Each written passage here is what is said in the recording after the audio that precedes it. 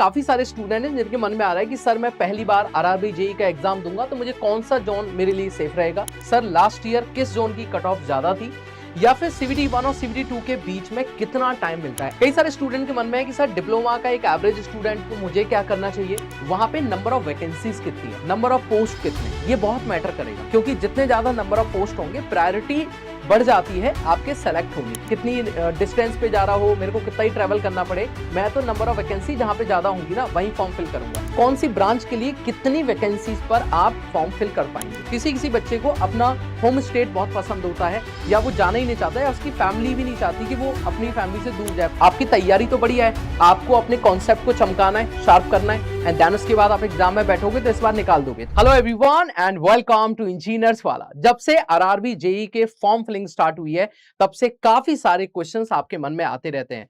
मैं इन क्वेश्चंस के बारे में भी डिस्कशन करूंगा, फिर इनके ऊपर एक एक करके हम लोग बात करेंगे। देखिए काफी सारे स्टूडेंट हैं जिनके मन में आ रहा है कि सर मैं पहली बार आरआरबी जेईई का एग्जाम दूंगा तो मुझे कौन सा जोन मेरे लिए सेफ रहेगा।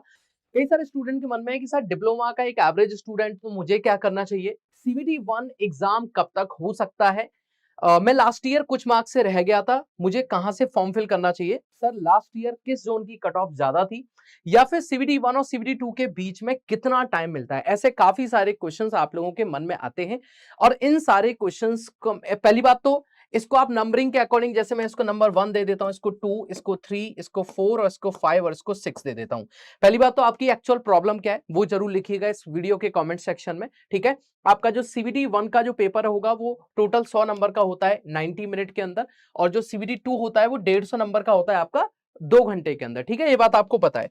मैं एक कंफ्यूजन बहुत अच्छे से क्लियर करना चाहता हूं कि अभी आप लोगों को मन में ये चल रहा होगा कि सर हम लोग फॉर्म भरना तो जानते हैं, हमने फॉर्म भी फिलअप कर दिया है, लास्ट टाइम भी किया था, तो इसका फॉर्म भरने के बाद में माइंड में जो चीज आ रही है वो ये है कि एग्जाम कब हो सकता है, ठीक है।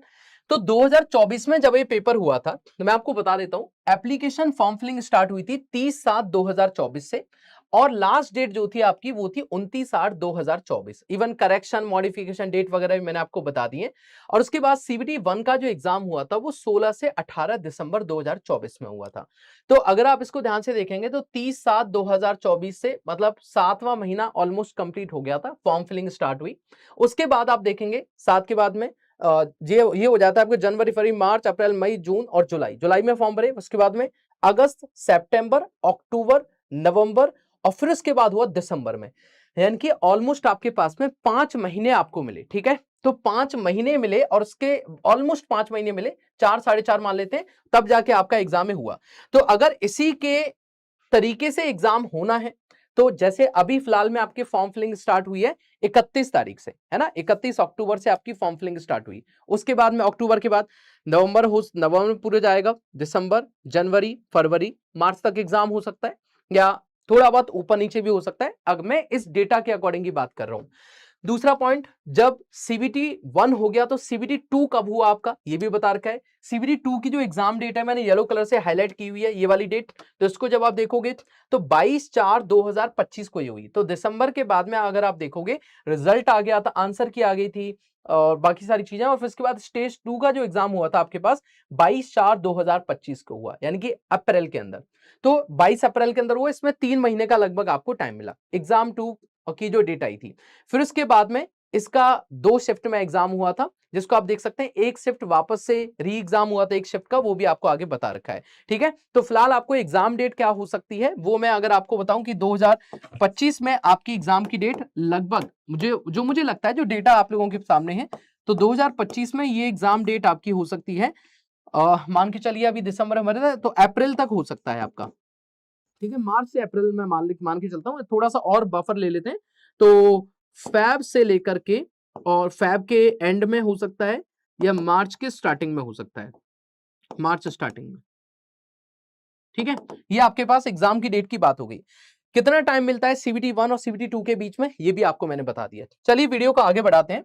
अब बात आती है सर हम कौन से जोन से फॉर्म फिल हमें करना चाहिए। देखो फॉर्म फिलिंग जब आप करते हो तो जोन सेलेक्ट करने में काफी ज्यादा प्रॉब्लम आती है।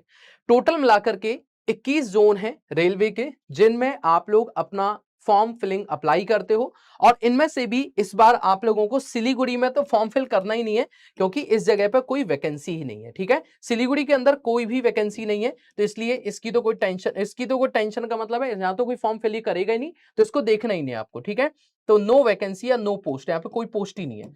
बचे कुछ 20 पोस्टों के बारे में हम लोग यहाँ डिस्कशन करेंगे। चलिए, अब मैंने आपको बताया कि फॉर्म जब आप फिल करते हो तो 3 चीजों के ऊपर ही डिपेंड करता है। पहली बात, वहां पे नंबर ऑफ वैकेंसीज कितनी है, नंबर ऑफ पोस्ट कितने हैं, ये बहुत मैटर करेगा, क्योंकि जितने ज्यादा नंबर ऑफ पोस्ट होंगे प्रायोरिटी बढ़ जाती है आपके सेलेक्ट होने की। दूसरा पॉइंट है लास्ट ईयर की कट ऑफ कितनी थी। तो लास्ट ईयर जिन जोन्स की कट ऑफ बहुत ज्यादा थी, ऑब्वियस सी बात है कि वहां पे आप लोगों को अब डर लगेगा फॉर्म फिल करने से। जिन जोन की कट ऑफ बहुत कम थी, वहां पे शायद वैकेंसी भी कम रही होंगी, या काफी और अलग अलग फैक्टर्स रीजंस हो सकते हैं। और तीसरी चीज होती है ट्रैवल डिस्टेंस, कि कई सारे लोग ऐसे होते हैं जिनको बहुत ज्यादा दूर, कई सारे तो ऐसे ऐसे स्टेट्स हैं जो आपके घर से हजारों किलोमीटर दूर है और वहां शायद आप नहीं जाना चाहते। तो किसी किसी बच्चे को अपना होम स्टेट बहुत पसंद होता है, या वो जाना ही नहीं चाहता है, या उसकी फैमिली भी नहीं चाहती कि वो अपनी फैमिली से दूर जाए। मान लो कोई घर में आप इकलौते हैं अपने घर में, और आपकी फैमिली नहीं चाहती कि आप बहुत ज्यादा दूर जाएं, तो आप लोग वो चीज को ज्यादा प्रेफर करते हो। तो काफी सारे फैक्टर्स यहाँ पे बन जाते हैं, जिनमें से मेन जो 3 फैक्टर्स हैं उनके बारे में मैंने डिस्कशन किया है। एक बेसिक डिस्कशन और कर लेते हैं। टोटल मिलाकर के इस बार जो वैकेंसीज हैं वो 2569 वैकेंसीज हैं। पहले 2570 थी, जिनको एक वैकेंसी और घटा दी गई और इस तरीके से यहाँ पे अगर आप देखेंगे टोटल मिला के 20 जोन है। यहाँ पे सिलीगुड़ी के बारे में बात नहीं की गई, क्योंकि सिलीगुड़ी में आपके पास कोई वैकेंसी नहीं है इस बार।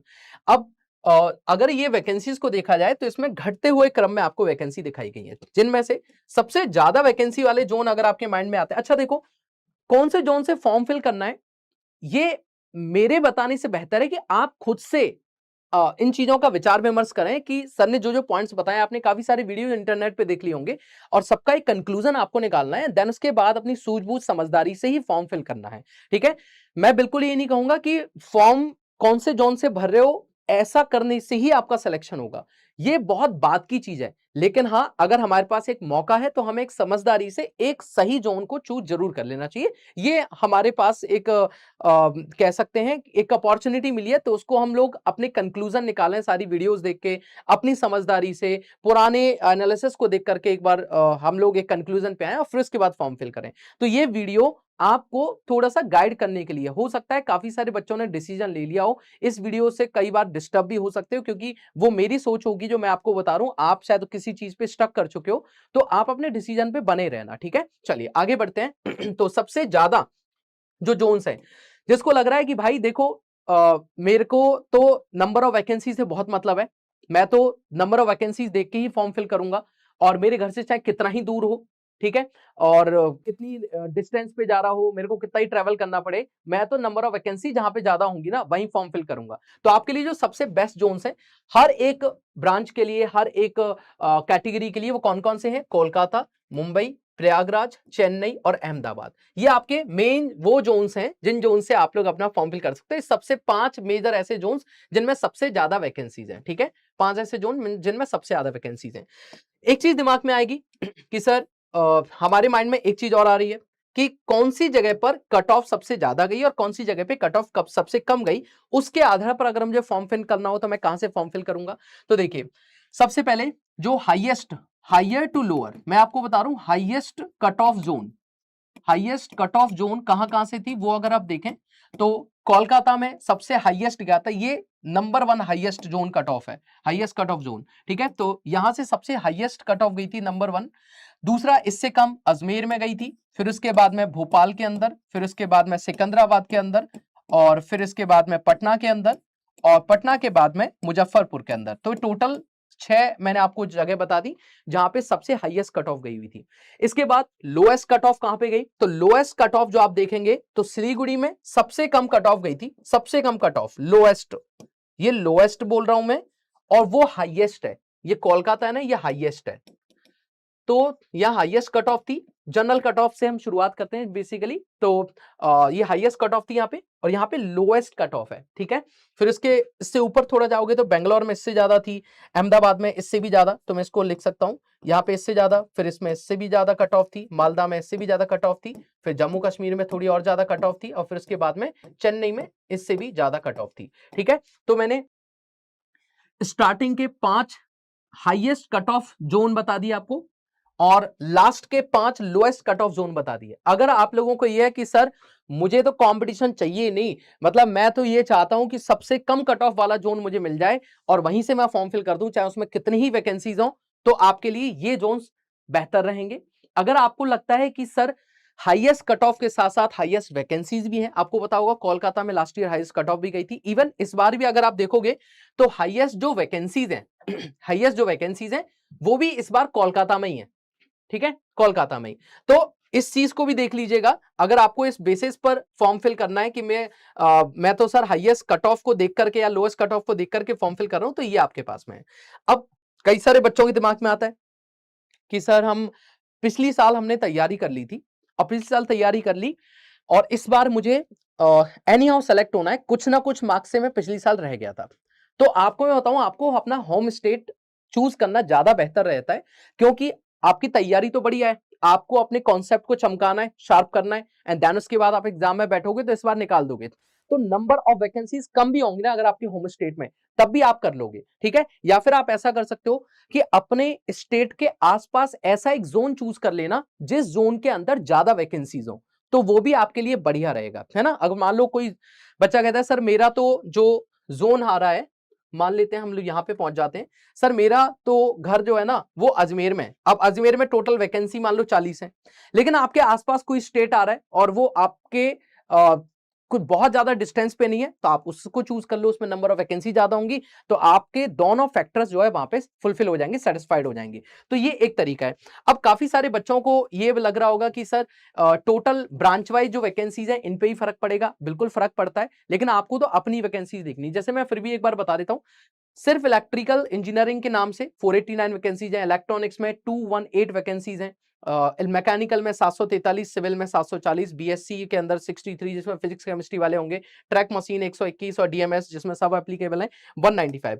अब यहाँ पे एक बात और मैंने बता रखी है कि कौन सी वैकेंसीज के लिए कौन सी ब्रांच के लिए कितनी वैकेंसीज पर आप फॉर्म फिल कर पाएंगे।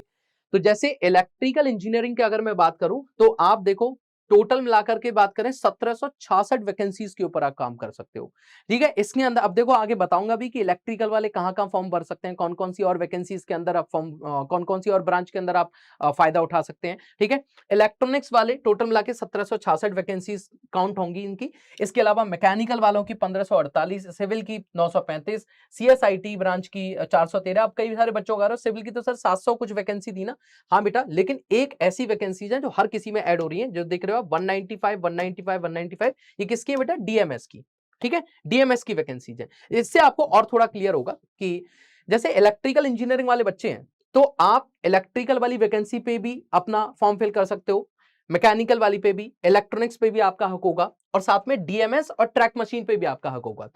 इलेक्ट्रॉनिक्स वालों को electrical, mechanical, SNT, DMS, TM, इन सब पे आपका हक होगा।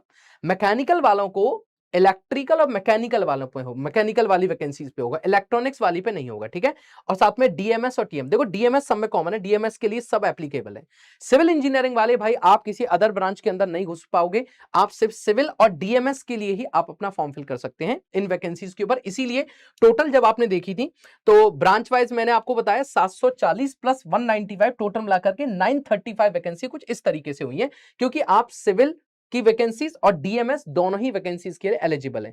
फिर इसके बाद मैंने आपको बताया कि सीएस एंड आईटी वाले तो आप इलेक्ट्रॉनिक्स की एसएनटी जो आपकी पोस्ट है उनके ऊपर एप्लीकेबल हो, साथ में डीएमएस के लिए तो आप एप्लीकेबल हुई। और फिर सीएमए वाले जो हैं वो आप डिग्री इन बीएससी आपके पास होनी चाहिए फिजिक्स या मैथ से, तब आप लोग एप्लीकेबल होंगे, ठीक है। चलिए, तो आई थिंक आप लोगों को ये बात समझ में आ गई अच्छे से। तो मेरे हिसाब से देखो मैंने आपको क्या बताया, अगर आप लोग जोन चूज कर रहे हो, इवन इस वाली अगर आप उसको ये पीडीएफ चाहिए ना, तो आप यहाँ पे मेरा ऑफिशियल टेलीग्राम चैनल में लिख रहा हूँ, इस पे आप ज्वाइन कर लीजिएगा। मैं इस ऑफिशियल पीडीएफ को डाल दूंगा उस पे, और इस पीडीएफ को, और साथ आप लोग अपने अपने अपनी अपनी कैटेगरी के अकॉर्डिंग भी अलग अलग जोन के अंदर कितनी वैकेंसीज हैं वो भी आप देख पाओगे, ठीक है। ये सारी चीजें मैंने यहाँ पे प्रोवाइड करा दूंगा, दो चीजें प्रोवाइड करा दूंगा कि ब्रांच वाइज वैकेंसीज यहाँ पे कितनी है, सिविल में किस जोन में कितनी वैकेंसीज हैं, मैकेनिकल में कितनी, इलेक्ट्रिकल में, सीएसआईटी के लिए, डीएमएस के लिए, टीएम के लिए।